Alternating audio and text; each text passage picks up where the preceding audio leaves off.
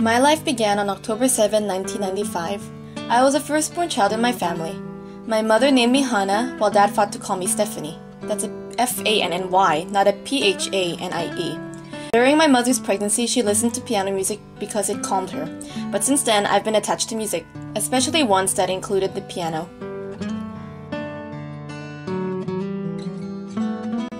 Because I was the only girl on my mother's side, I was often adopted into my mother's sister's families because they both wanted to have a baby girl. Her older sister spoiled me as if I were her own child, but in reality, she only had 2 sons. Kuya Elise, the oldest, and Kuya Arden, the youngest. They would often play or stare at me whenever they visited. My mother's younger sister taught me how to be melodramatic and act like a girly girl, while Lola, their mother, would make me bountiful, beautiful dresses by hand. Instead, I really adored toys more than anything back then. 2 years later, my mother announced that she was going to give birth to another baby girl, later named Shannon May. When we finally took her home, I would climb on the bed and just stare at her and kiss her forehead. I really adored her to death. My sister and I have gotten along except when it came to toys. During either of our birthdays, I would be the first to play with the new toys and give it to her when I was over them. Shannon would just wail as she cried, and that would often get me in trouble.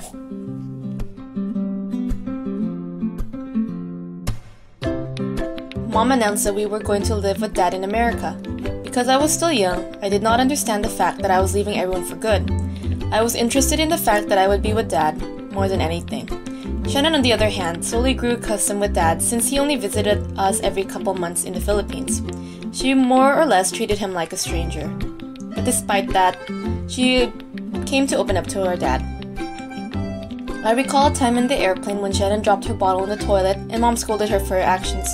Shannon, just being Shannon, only just stared at her, then attempted to reach for the bottle after Mom had washed it.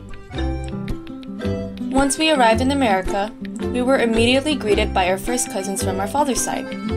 It didn't take long for us to get along with one another. They were Kyle the eldest, Kyrene the middle, and Kylea the youngest. At the time, Kylea was still a baby and barely spoke a word. She would just follow us in silence. It was like a treat for us to meet someone around our age group, since it was actually exactly on Christmas Day when we arrived. Since then, we have been inseparable. It was later in our years when we came with the tag #KHSK. Going back to our childhood days, we kind of had this relationship where we wanted each other's affection. I would follow after Ate Kyrene, Shannon would follow me, and Kylea would follow Shannon.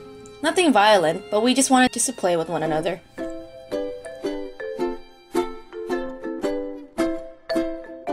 A couple months later, I was expected to get into kindergarten since it had the 4-year-old age group. So at the time, my parents enrolled me in a private school called Victory and told me that I was going to be tested by a teacher one-on-one. To summarize the test, it was basically about obeying simple commands like catching a ball. Of course, at the time, I had no idea what she said, so I just smiled at her. Farewell. So, I was put into preschool. On the morning of my first day, I was really excited, but on the inside I was pretty nervous because I didn't know if I'll be able to make friends, especially since I was English challenged.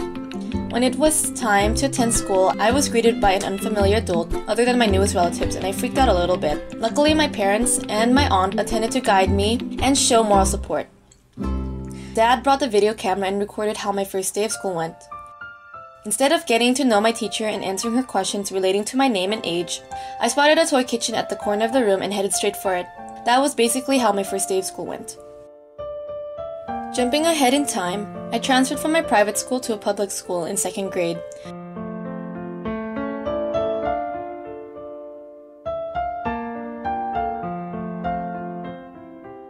Thus again, I had to face making friends once more. I recall my first impression when I met 2 girls waiting in the tetherball line. Because I wasn't used to seeing Asian children, I automatically assumed they were sisters. So I asked them, "Are you guys sisters?" They both stared at me as if I was stupid, so they both answered no. I didn't feel awkward afterwards. I just shrugged it off as I walked somewhere else. Still being the new kid, I roamed to another handball court and spotted a young boy playing by himself. Apparently this boy was going to be my most special best guy friend, but I didn't know that. Anyways, out of curiosity, I asked the boy how he could hit the ball in a way that it could create a slider. A slider is when the ball would skid across the floor to the wall and back.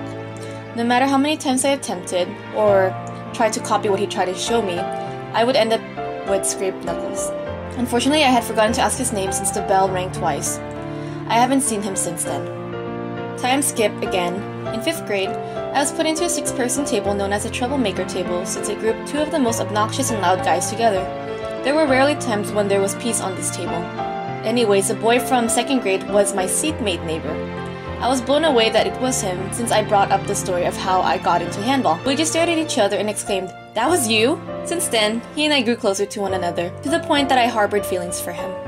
As years flew by, we became inseparable best friends along with another girl. Later, the two got into a relationship and oftentimes I felt excluded in a third wheel. When middle school came by, I was happy to know that I had another shot of making new friends. I attempted to stay true to myself, but despite that, I still felt empty and alone. It was worst in 8th grade when I finally understood the fact that I was purposely singled out. Freshman year in high school gave me another opportunity to make new friends. But my sophomore year, I changed my appearance and tried to look prettier and hang out with the popular crowd.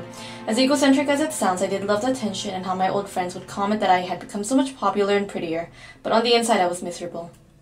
In my freshman year, I fell in love with another guy who saw the real me. He became my second love and my real high school sweetheart, but we weren't officially together. Unfortunately, his feelings changed and we fell apart, but he still plays an important role in my life. The following year, I had a crush on another guy, not to the point that I loved him, but just extremely liked. He courted me by leaving behind roses and chocolates in my locker and having late-night calls. He was my rock, my supporter in times of anxiety, but unfortunately we fell apart. His feelings changed and I fell into depression. I swore to myself that all men were horrible creatures, but I knew this declaration had empty promises. In the end, I just swore to never love another guy in high school. As an individual, I saw all problems and advantages in life with a pro and con attitude. I weighed the ideas before going for it. Being a Libra, this process came naturally. It did help me keep an open mind.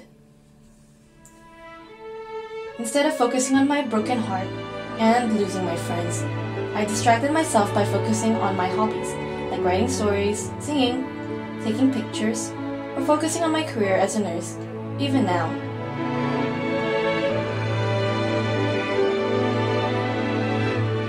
I've come to realize that I'm not one who would face my problems like I have before. I grew tired of seeing the same routine happen over and over again like a broken record. I grew distant from my friends since I can't seem to fit in with them naturally, and because the result had always come out the same. Instead of dwelling on the harsh reality, I found comfort and happiness in my hobbies. Even vlogging and surfing on YouTube made my life better.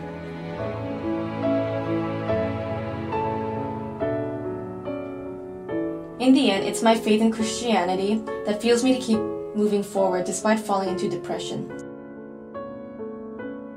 And that's my life in a nutshell.